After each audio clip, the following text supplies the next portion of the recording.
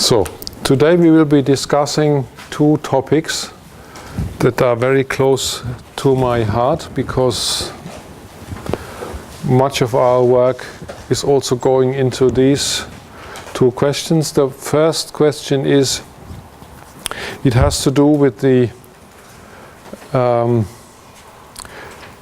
implementation of quality control that I was mentioning the days before. That is, how we make sure that antigen receptors expressed on lymphocytes are selected against when they recognize self. And you probably know, of course, that this recognition of self is not an all or none, but a graded phenomenon. So we will be discussing this in a bit more detail, and then we will concern ourselves with the organ for one of the cell types, the T cells, that you by now must have realized I'm quite fond of. So the organ that regulates differentiation and selection of T cells, that is the thymus. And I'll give you some original experiments to tell you what one can possibly do and what we still cannot do in order to understand these mechanisms. And then in the second half of today, we will be discussing the role of MHC in providing the molecular basis for eco-immunology. And I mentioned this from time to time, and I promised you that we will come to the second most important thing in human life, apart from money. And I will explain to you what kind of work we did along these lines to explain to you that MHC and the genetics behind MHC not only are important for immunology, but this also concerns the population structure, sexual selection, mate selection, and the success of populations in competition with pregnancy and ecological niches. So let's begin with the selection problem, and it is particularly virulent in mammals. And you can easily see why that is so, and I put this up here. Mammals have a particular problem when it comes to reproduction, because their young live in the mother's body for quite some time before they are released into the environment, as it were, whereas, for example, fish, they just have external fertilization. They are not concerned with this particular problem. Here we basically have a pre-programmed situation where there is an allograft in a mammal. So when the mother conceives, the fetus, by definition, because of MHC diversity that we already mentioned, is an allograft. So there is no one-to-one correspondence of MHC structure between the fetus and the mother. So that means that pregnancy is associated with the problem to modulate immune responses, otherwise the mother would reject this allograft, that is the fetus, and pregnancy would be terminated. So that is a major problem, and that is a problem that the immune system of mammals has to deal with, and we can now begin to understand what kind of modifications mammals have incorporated into their immune system to deal with this particular problem. In more general terms, you could say, because this is an allograft, you have to immunomodulate your immune system to prevent fetal loss. And at the first approximation, you might say, okay, this could be achieved by simply making the immune system of the mother anergic. So you could simply tell the immune system, as it were, stop, do anything, just wait until the baby is born, and then you come back to normal function. That, of course, is not the most fantastic strategy, because then during pregnancy the mother would be very susceptible to all possible parasite attacks. So there has to be a balance, and that balance, of course, is mirrored in the structure of the placenta, which brings the fetus close to the mother and the mother close to the fetus. This is where the action is, basically. So the placenta forms the barrier, and the placenta is a key element in this regulation or immunoregulation. However, we also know from clinical observations that females, women that suffer from autoimmune disease, that is for reasons that mostly are unknown, that the immune system of a female attacks her own body or particular types of the body. For example, the joints, so in rheumatoid arthritis, or the skin in systemic sclerosis. So when there is an autoimmune reaction going on, more often than none during pregnancy, the clinical symptoms are much less severe than before and after pregnancy. So this, I think, suggested from the very beginning, apparently, that there was some modulation of the immune system. Otherwise, these immune reactions would have continued unabated, but they don't. It's not true for all autoimmune disorders, I should say, but some of them are quite, well, this is certainly more frequent than this one. But in some frequent conditions, there is amelioration of the symptoms. So there is immunomodulation.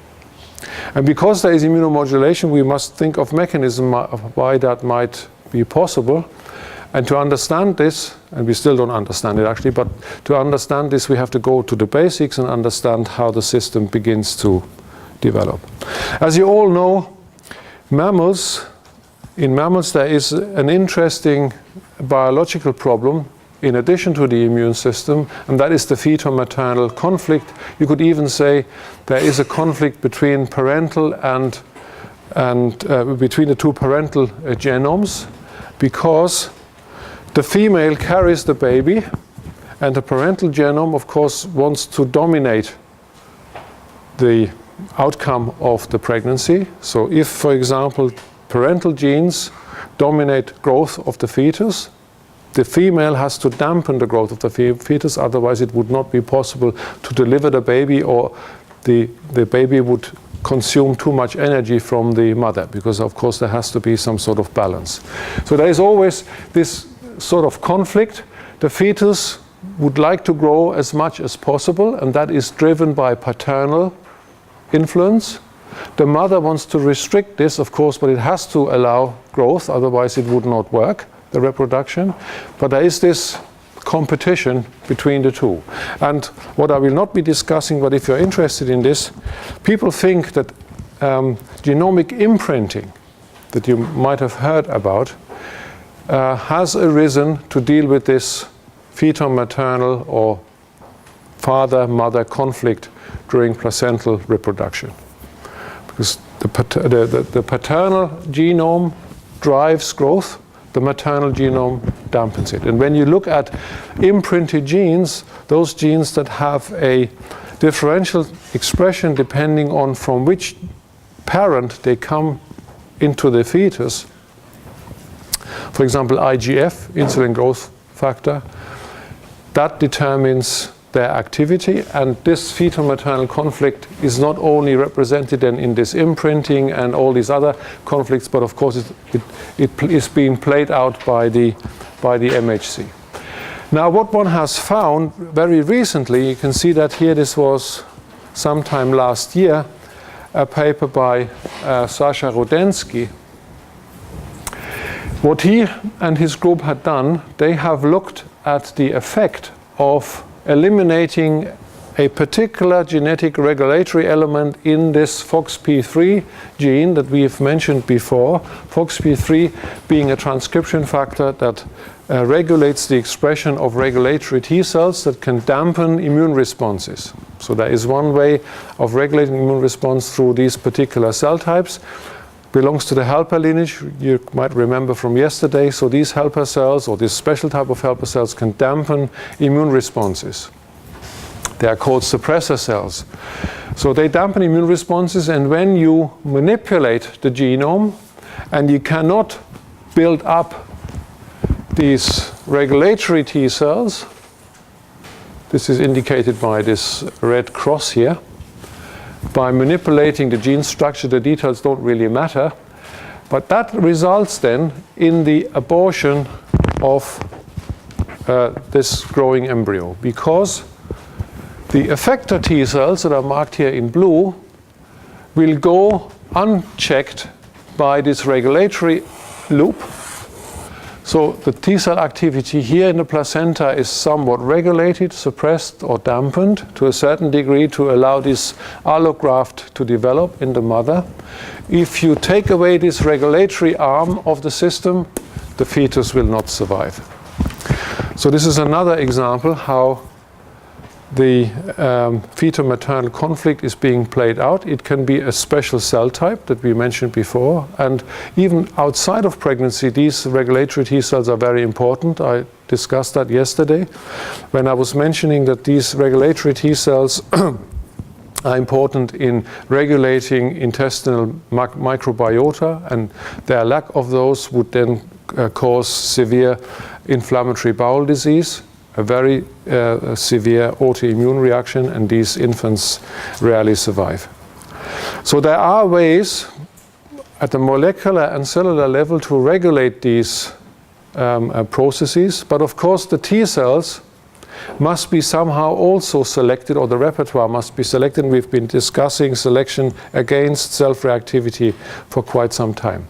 So how is it possible, if we prepare the antigen receptor repertoire ahead of time before they see antigen, so how is it possible to purge this anticipatory repertoire of self-reactivity? And I mentioned some hours ago that, of course, when an embryo goes through development, some genes are active only during early development. They might be reactivated later during tumorigenesis, for example. But nonetheless, there is ups and downs and tissue specificity of genetic expression. And it would be a little difficult to understand why, for example, all the peripheral tissues would be represented in an organ, that is the thymus, when these T cells develop, and this tissue then has to, or these T cell receptors have to be selected against potential self antigens. Because once they leave the thymus, they go everywhere. They might hit, the most famous example, they might hit the beta cell in the pancreas that make insulin. And if they don't tolerate this, they might destroy the beta cells, and you don't have any insulin, and you know what that causes: a severe metabolic disease, diabetes mellitus. So how is it possible to screen T cell receptors against self-antigens? Now imagine yourself, once again, you are the immunoengineer. You've sort of taken that position for quite often now during these lectures. The simple solution would be to say, well, if I have to do this, I simply expose the T cells and the T cell receptors to all peripheral antigens. Now that, of course, clashes with the classical view that tissue differentiation depends on differential gene expression. So we have a couple of thousand so-called housekeeping genes that are needed by every cell for the normal living of a cell, as it were, and then we have these tissue-specific aspects that distinguish a muscle cell from a nerve cell.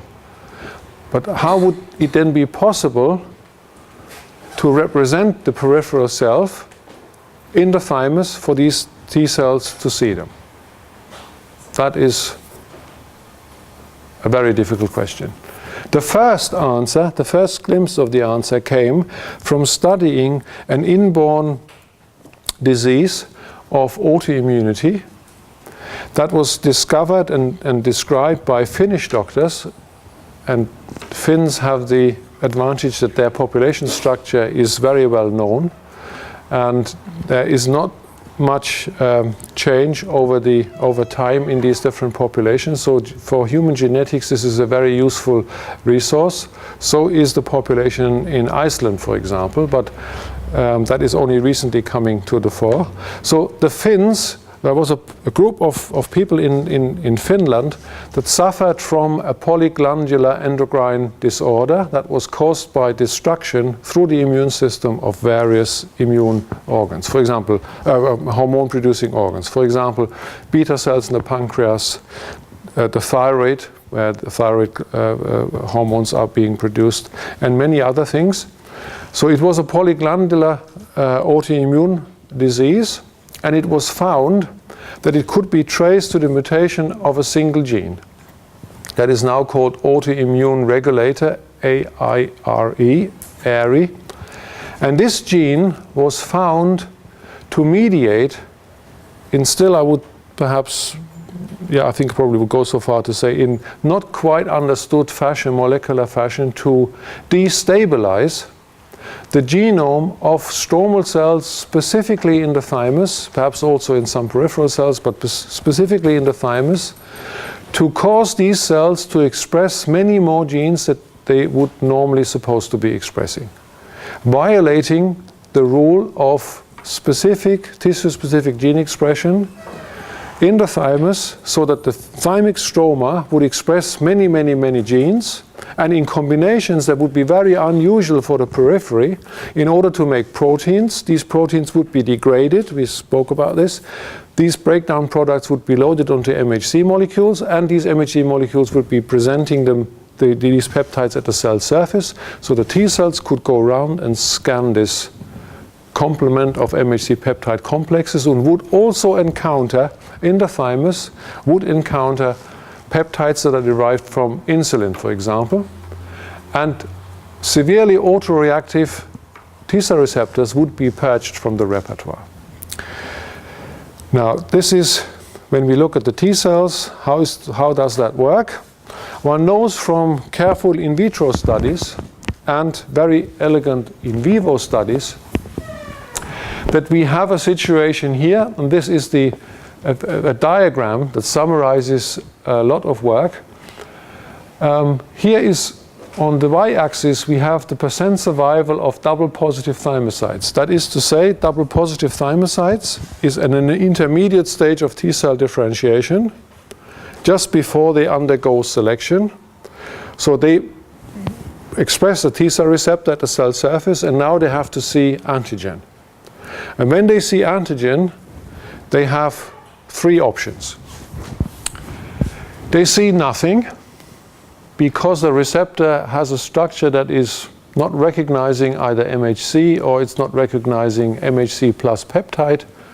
And that receptor is, particularly when it doesn't see MHC, it's not very useful, because if this receptor is in the periphery, when it doesn't see self-MHC, then it's useless. And these cells that have very little affinity to these MHC peptide complexes die by neglect. This is the term that describes this phenomenon. So the developing T cells at the double positive stage requires a signal through the T cell receptor to survive. So the double positive cells that you might know make up most of the T cells in the thymus. 80%, sometimes we could say 90% of the cells are double positive cells. So the thymus is full of developing thymocytes, mostly these immature double positive cells. And they are very sensitive to these survival signals. If they don't get survival signals, they die. They are also very sensitive to corticosteroids. So when you are stressed, the first thing that happens is that your double positive thymocytes in the thymus die.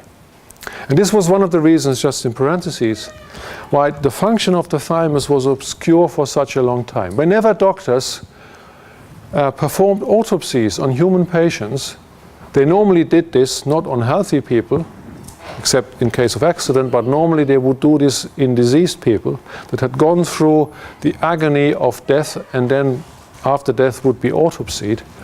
And during agony, that is in the situation of severest stress, presumably due to some severe disease, for example infection, the thymus would change its structure quite dramatically, because all the double positive cells would be completely wiped out. And we've been discussing yesterday that when they are dying in the thymus, they're immediately removed.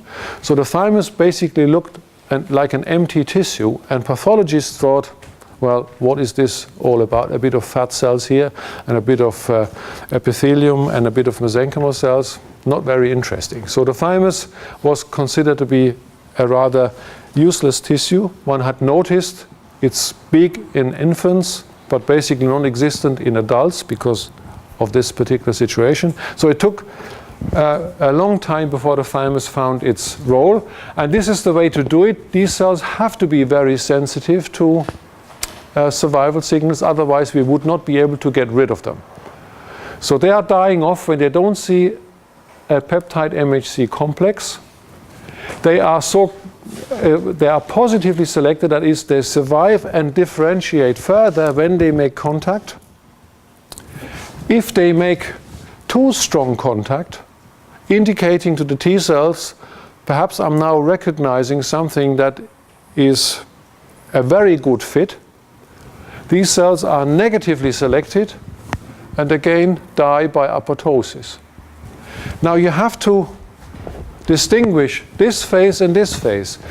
Here the cell dies because it does not see a structure on the antigen-presenting cell. Here the cell dies because it has too good a fit. So it's the two extremes. So that must mean that the cell biology of the cell changes dramatically. So here it is dependent on survival signals. Survival signals allow this through the T cell receptor to signal. They are positively selected. If they bind too strongly to the MHC peptide complex, although they have this earlier survival signal, as it were, now this signal is interpreted quite differently. Again, they are being killed. And that leaves the repertoire with a collection of cells that can recognize MHC peptide complexes, but not too strongly. And I'll come to an alternative scenario in a moment. So that means you actually can generate a quite diverse repertoire of T cells by providing them with a single antigen. So experiments that were done by the group of Kapler and Marak, what they have done very cleverly, they have covalently bound a peptide to the MHC, preventing endogenous peptides from binding into the empty groove. So it was already occupied by way of synthesizing this particular molecule. So there was no chance for these protease-generated peptides to bind into a groove because the groove was already full. So the specificity was a monospecificity. Yet the diversity of the T cell repertoire was quite diverse. That immediately suggests to you that it's not a precise sequence that is selected here at this stage. It simply is the capacity of the T cell receptor to bind to MHC, and because MHC is only stabilized by provision of a peptide, that is basically testing for reactivity to self-MHC. And this is what we want, because we want to be able to recognize antigens with our self-MHC. It's no point if my T cells recognize Anya's antigen-presenting cells and not mine, because T cells have to be in my body. So this is positive selection, if you wish, is simply selecting, at least to a first approximation, in particular, the capacity to recognize MHC. And if they then recognize MHC peptide, which normally then increases affinity, then the cells are negatively selected. So here is the model. We have when the double positive T cell receptor, the double positive T cell, and its T cell receptor recognizes this particular peptide. It then differentiates further. If this interaction is too strong, it will be deleted. Now, in order to achieve this, cells have to be exposed to different environment, because you can imagine it makes sense when a cell has to progress through a differentiation pathway and signals from the outside are interpreted in different fashion. It makes sense to spatially separate these individual steps. And this is just indicated here. Ignore the bottom one here. This is indicating in schematic form and rather abstract form how cells move from various niches in the thymus. So when they exit from the blood vessels, they go through the so-called perivascular space, which is next to the blood vessel. They enter the epithelial space in the thymus. Then they move from one to the next niche, to the next niche, and in this particular niche, by the name of DN3, there is selection for the first rearrangements of the T cell receptor that occur, and then it goes further, like in the scheme I showed you yesterday, until they've reached the final destination. So it makes sense to somehow separate this when you think about the system. And people have been trying to define the individual components that define these so-called niches. Here's one, taken from a recent review by Yosuke Takahama. So what he has defined, that the initial stages and specification of the T cell occur in the so-called cortex, that is in the cortical region of the thymus when you look at it under the microscope. So these early thymocytes progress, and during progression are being exposed to different types of molecules. The details don't really matter, so survival signals are being given, MHC class 1 in that case here, or MHC class 2 providing the peptides. This particular molecule, we'll come to this in a moment, provides signal to specify them to become T cells. So all this seems to be orchestrated somehow, and cells migrate through the thymus, and they often depend on positional sequences, signals provided by chemokines. We've seen chemokines in the previous movies. So all sorts of signals coordinate the developmental progression of developing T cells. And they finally see, for the negative selection, they are exposed to self-antigens, to tissue-specific antigens in the so-called medulla, that is the inside of the thymus.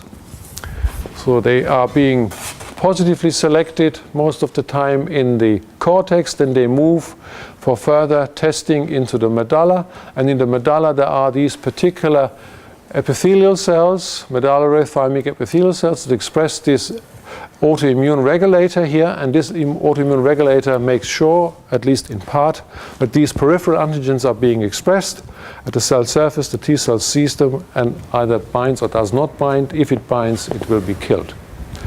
So it's anatomically very well structured. It has evolved over the time, and it ensures that this progression occurs normally. So this is what you read in the textbooks. The trouble is, it also works without this finely tuned structure. And I'll show you some experiments that show you that nature is much more flexible than you might think. It's not always so that when you observe something that this is the prerequisite for the process to occur normally. Sometimes it's simply a byproduct or has some as yet unknown function. So how does this microenvironment that we've now portrayed to be fostering this development develop? I showed this picture many times over now. The thymus is a very ancient tissue, and the amazing situation is that this process that I operationally defined already in, I think yesterday, is probably taking place since about 500 million years. Now, where is the thymic microenvironment coming from? During embryogenesis, it develops from the third pharyngeal pouch. I said that already yesterday.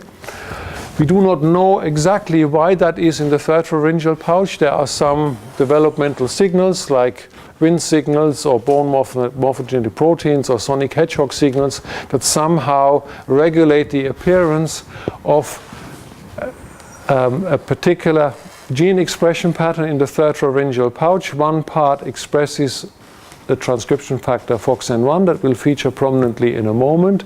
Another part features another transcription factor by the name of GCM2. Names don't really matter. Suffice it to say that the red and the green develop into two different types of organs, the thymus and the parathyroid. So it's precisely orchestrated. The thymus is always in the same place. It originates developmentally from the pharyngeal endoderm. Now, you can transgenically mark, not only in fish but also in mice, this developing tissue. This time we are using this FOXN1 transcription factor because it defines the tissue that later develops in the stroma of the thymus. So this is perhaps a bit difficult to see from behind, but here is a section through an embryo, a mouse embryo at 15.5 days of embryonic development. There is a site of expression for this FOXN1. There is a site of expression for this GCM2. This is the future parathyroid. This is the future thymus. And if we now link to the promoter of this FOXN1 gene a GFP protein, the same story as we heard yesterday, then we mark these cells with green fluorescence. And we can even make a genetic trick by incorporating into these cells a gene function that makes them susceptible to a particular toxin, and that is in this case diphtheria toxin. So we can inject the mother that carries these embryos with diphtheria toxin. These cells transgenically express the diphtheria toxin receptor. They take up the toxin kills the cell. You see green fluorescence is disappearing. Cells are dead. This is a chemical thymectomy because it eliminates thymopoiesis at later stages. The cells are simply eliminated during embryogenesis, and we can observe the effects of it. This is a system that can be used in basically all organs. The only requirement is that you can define a promoter that drives these particular transgenes, for example, the fluorescent gene or the receptor for the toxin, or you can think of other ways. That then allows you conditionally at a prescribed time in a prescribed tissue to eliminate cells, ablate them, and see what happens. So this is the most precise surgical procedure you can think of. Not even a microsurgeon could do this so precisely. We can do this by these pharmacological means. And that can be used to great effect. For example, if you want to study the function of a particular cell type, you simply target this cell type in this or similar ways and then eliminate it completely. Now, interestingly enough, I showed you this picture before. The thymoid in the lamprey larvae, where these T-cell equivalents of the lamprey develop. It's a bit hard to see perhaps from the back, but we have lymphoepithelial tissue here, epithelial cells encompassing lymphocytes. This is the histological section through a shark thymus. We have a densely populated cortex where all these double positive thymocytes are sitting, and a more loosely populated medulla where most of the selection has already appeared and has already taken place, and there's much fewer cells here.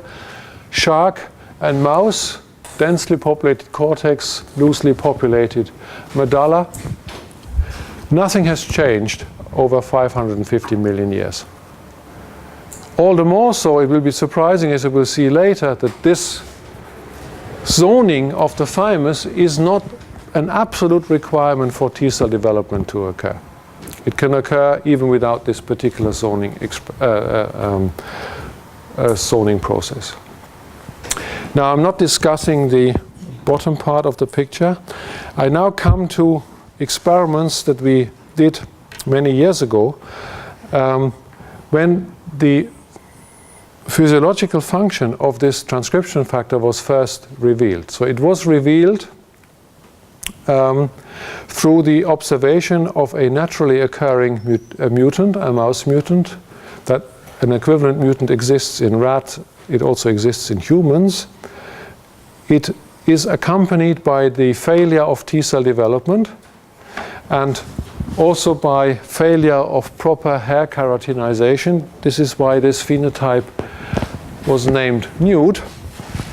And you must have seen these rodents, these nude rodents, because they are a great model for transplantation immunology. Because they don't have any T cells, through this problem in the development of the thymus, they can accept any possible organ from any, even from xenogenic origin. So it's been quite popular, maybe in the late 70s when I was a student, or mid-70s, when people were transplanting human tumors onto these nude mice. They would accept these tumors, tumors would grow, and they could test then the function of chemotherapeutic agents and see whether these particular tumors from patient X were sensitive to this particular drug, and then perhaps tailor treatment accordingly. But they were also used for a number of other things because they would accept basically any transplant because they didn't have any T cells. And the molecular basis for this particular phenotype was traced to mutations in this transcription factor this is now the official name for it. And when you compare, you can just about see it, when you compare the thorax of a normal mouse at equivalent stages, you see a big white tissue that upon histological analysis gives you this green and red pattern, green indicative of epithelial stroma, red of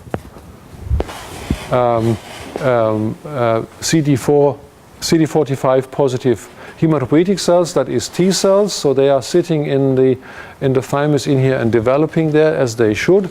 And when you look at the mutant, you see epithelial cells that don't look quite right because they have cysts in them and don't look differentiated enough, but importantly there is no T cells in this particular tissue, indicating that this epithelium is somewhat defunct in attracting and then modulating T cell response. Now we have to make it a bit darker,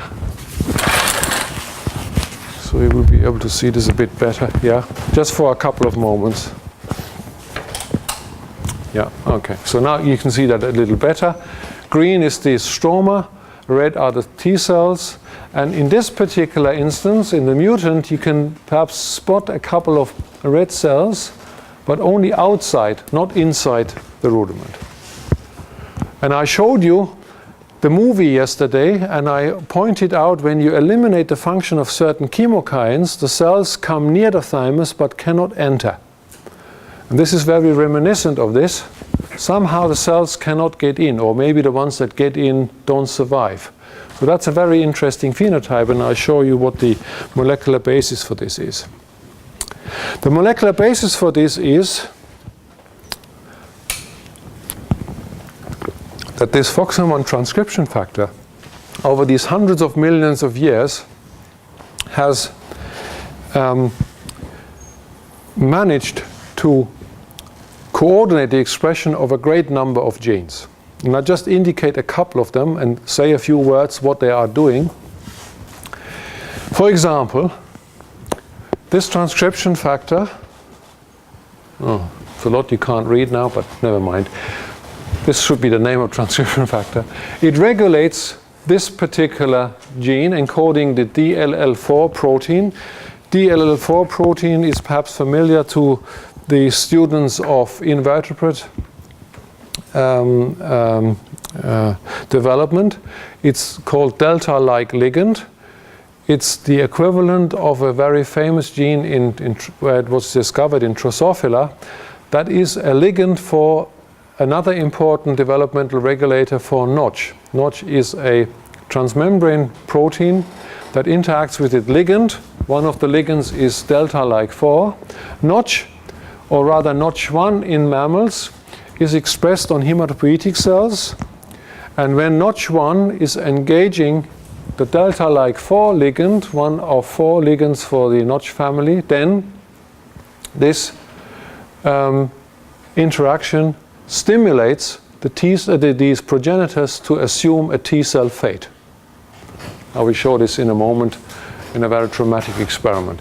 This FOXN1 transcription factor also regulates the expression of chemokines.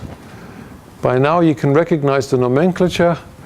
Chemokine like molecule 25. The exact name doesn't really matter. This is another type of chemokine ligand, number 12. It also regulates the expression of cytokines. Cytokines are molecules that provide survival signals. In this particular case, KIT ligand, the alternative name is stem cell factor. It's a very important hematopoietic growth factor and survival factor. And all of these and many more, which you cannot read now, for somehow they disappeared, are regulated by this one transcription factor. So this transcription factor is basically perhaps some sort of master regulator orchestrating a number of functions that in T cell development in this particular tissue have a particularly important role. Now, when this was discovered, it took a couple of years in comparative analysis across various species over many millions of years of evolutionary time, and I'll give you a summary a little later. It occurred to us that we had to prove that we think we understand the process of T cell development. Because if you think you understand the system, you have to be able to build it from scratch. Imagine again yourself as an engineer. So you try to do it one by one part, next part, next part, next part, unless you fail, or else you produce the desired outcome. So, and since this one transcription factor has these many targets, and these many targets were selected through a complex SIP selection system based on evolutionary information, as it were, we set out to reconstruct T cell development. T cell development by starting from this, a defunct epithelium, and now adding one factor after the other transgenically, instead of bringing back the transcription factor, which of course restores function, but now we wanted to see which factors that this transcription factor regulates are really important for this process. And I'm particularly fond of that experiment. This is why I'm showing it to you. So now this is the logic. It's basically very simple. It took a couple of years though, but it's very simple. So we start with an epithelium that we call is in the dysfunctional ground state. Just doesn't do anything. You've seen this, the cells sitting in the vicinity, but will not recognize this as a thymus where they should go. Remember the video from yesterday where these cells were extremely keen to go to the thymus, as if they knew this was their destination. Here this does not work. The cells do not enter the thymus. Now I've delineated these four factors that I showed you. SCF is the KIT ligand, the stem cell factor. This is this notch ligand. And these two chemokines in this different color code.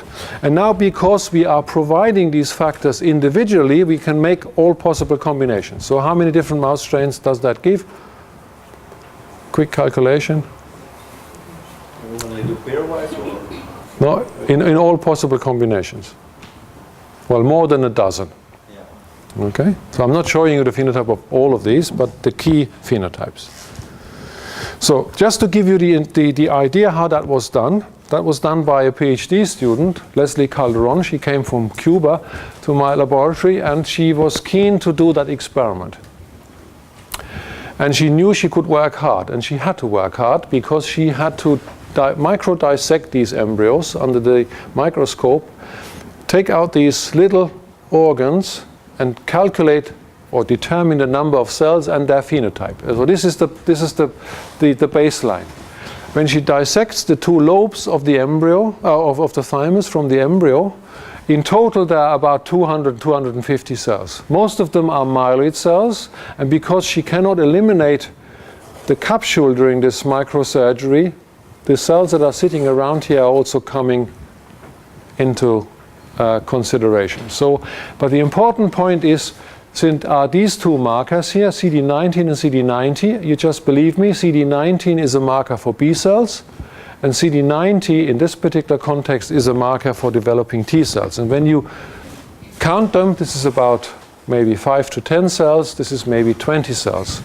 And this is what we consider background, because you can never be sure that you do this right, because there are blood vessels when you do the microsurgery, so there's always some reason for contamination, but very, very few cells. So now she generated these different transgenic mice, took out the thymic lobes, counted the cells, and determined the phenotype. So first interesting phenotype that she observed is when she looked at mice that expressed stem cell factor and chemokine. Chemokine allowing cells to be attracted to the thymus, but now they don't see the normal complement of factors, they only see stem cell factor. And the big surprise was that the thymus was full of mast cells. And mast cells are not normally present in the thymus in large numbers, but in this particular case, the thymus was converted into an environment that was happily supporting survival and differentiation of mast cells. So that is sort of interesting. That already indicates to you there is some sort of modularity in function. Because when all factors come together, we only see T cells. The occasional mast cell, but mostly T cells. And now, in this combination, she has mast cells. Now she adds one more factor to this. That is CXCL12. Mast cells are all gone. B cells develop. And these B cells develop as if they were situated in the bone marrow. No T cells, no mast cells, only B cells. So we can now say CXCL12 brings in a dominant function. It converts the environment into one that does not like and disfavors mast cells. It now favors B cells. Now we're beginning to be in the interesting range because we're interested in lymphocytes. So these three factors, now we've reconstituted a B cell environment. But of course we're not interested in B cells, we're interested in T cells. So we look at this combination. SCF, CCL25 and delta-like 4, but not this one. These three. What we see is the T cells begin to develop, but they arrest at a very early stage. They just cannot go forward. They just come to the thymus and begin T cell development and then stop. And we call them double negative thymocytes because they do not express a combination of markers that would indicate to us that they express the T cell receptor at the cell surface. They don't have T cell receptors, but they are early T cells. And now, of course, this is what the combination you would be waiting for. Now all four factors, and all of a sudden with these four factors, it's too much at the bottom, you can't see that now. When you express all four factors together, T cells come, develop, and express the T cell receptor at the cell surface. And that is an amazing result. Because with only these four factors, Leslie could reconstitute the thymopathetic activity for about half of all steps of T cell development, indicating that this is apparently a very robust system that depends only on very few factors. When you rerun the sequence in your mind, and you will see, depending on the combination, you get a particular outcome. And here is now the outcome for all possible combinations, and there is a color code here. So when there is lots of red, it's mostly T cells. When this is lots of blue, mostly T cells, and lots of yellow, mostly mast cells. So it's never a one-to-one thing. So, but the majority of cells is according to the system that I explained to you. So we can recreate these various situations. And now what is also important, this is now the proportions once again, what is also important is that we can build a certain degree of hierarchy. So we can say one factor dominates the other. I showed you CXCL12 overrides the mast cell program of the two other factors.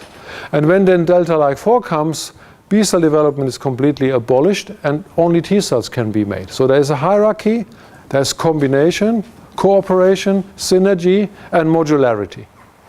Exactly as you would organize it if you were the engineer of a car manufacturer. In fact, all the cars that you see that come from Volkswagen are basically built according to this modular design. They have a different outside appearance, but inside is all the same. So what you are buying when you buy Seat or Volkswagen or Audi or whatever these brands are, it's basically always the same car. It just looks different. So that is a very clever design because it's very simple and it saves a lot of resources. And this is exactly here. So we have a modular design. We have factors that we can use. And you will not be surprised to hear that CXCL12, for example, and stem cell factor are factors that are expressed in the bone marrow, but delta-like 4 is not. So the bone marrow then makes B cells. And this is one way of regulating differentiation in different places. So this is the three key features: synergy, context dependence, and hierarchy. But now I show you the most dramatic result of that series of experiments, which I have not specifically pointed out in the picture before. So this is what I just showed you. All 4 factors re-expressed, and we go to the double positive stage. For those of you who have seen a flow cytometric profile of early thymocytes, this is the normal picture. Most of the cells are in this particular quadrant that express both the CD8 and the CD4 molecule. And this is for immunologists the indication that they are midway in their differentiation, express the T-cell receptor, and this is what they look like. Now, what Leslie found was that she could reproduce this outcome. All cells that are being made are double positive by simply expressing only 2 factors. Just 2 factors. CXCL12 and delta-like 4. You see? Same result. A chemokine to attract them, delta-like 4 to tell them you should become a T cell. So the environment needs only 2 factors to jumpstart a differentiation program, or rather 1 factor, that drives these cells into mid-differentiation. Quite extraordinary. And that is a very important result, as will become obvious in one moment, because when you now compare the gene content in various genomes across the chordate lineage, mouse, medaka is the equivalent of zebrafish, shark, lamprey, this is our envisaged common vertebrate ancestor, and Amphioxus as the basal chordate. What you see, you have a delta-like factor, you have a notch receptor, so the specifying ligand receptor components are there. You have a chemokine receptor here that is already present in lamprey, and you have the corresponding ligand, and we assume the same is true for a common vertebrate ancestor. What you don't have in Amphioxus is you don't have the chemokine and you don't have the chemokine receptor. But what is very important, I showed you yesterday when I showed you the movie in zebrafish that homing to the thymus was dependent on 2 chemokines, if you remember, or 2 chemokine receptors, CCL25 and CXCL12. So this was also very important, because without this, homing was very inefficient. Now this chemokine does not exist in lamprey, nor does its receptor. But the reconstitution experiment now showed us these very early organisms probably did not need this. This was just refinement, creating greater efficiency or maybe more robustness. But in principle, it would work with only these 2 factors. You have to get in the cells, into the environment, then stimulate them, and then off they go. So that's quite a remarkable finding, indicating that this complex differentiation pathway, until they make the T-cell receptor, is regulated by less than a handful of factors. Quite extraordinary, I think. And of course, there's a lot more to do, because when these T cells make their receptor, then they have to be selected. And that, of course, requires, on the counter side, you have to express MHC and make sure that the MHC is loaded with peptides so that the T cell receptors can be tested. So there's, of course, a bit more that needs to be done. But if you were given the task of only generating T cells that make a receptor, then you would be done with these 2 factors. Quite extraordinary. And what wasn't visible on the slide before, that somehow disappeared because of the color, there is another factor that is regulated by this FOXN1 transcription factor, itself a transcription factor by the name of C2TA. And I mentioned this yesterday. When C2TA is mutated, Bear lymphocyte syndrome occurs in humans because C2TA regulates the expression of MHC, or is one major regulator of MHC, particularly class 2. And now we know that FOXN1 also regulates C2TA, and through this cascade then regulates the expression of MHC, which is required not only then to attract, specify, but also then start selecting the cells. And there's another student who works on this problem, has recreated now mice, or has created mice that additionally re-express MHC on the epithelium, and we are waiting for the phenotype to happen. So we can now artificially, although in vivo, but artificially create thymopaetic microenvironments with very few factors. Here are two famous ones, and they probably recreate the first type of epithelium without its coordinated microstructure, but that is important for the T cells to develop here. And we can also think of creating tissue artificially by using the now very popular procedure of stem cell manipulation. So you know that you can induce from any somatic cell more or less pluripotent stem cells, and you can find ways, or people are working on this, you can find ways to differentiate these cells into the thymic epithelium in order to then artificially build the microenvironment that would foster T cell development. So we have a break now, and after the break I will be discussing what we have learned about the alternative function of MHC. If we go just back for one more, no, it's not the right picture here. MHC presenting the peptides for the selection process, but why MHC and MHC diversity is also important for the species or the population structure as a whole.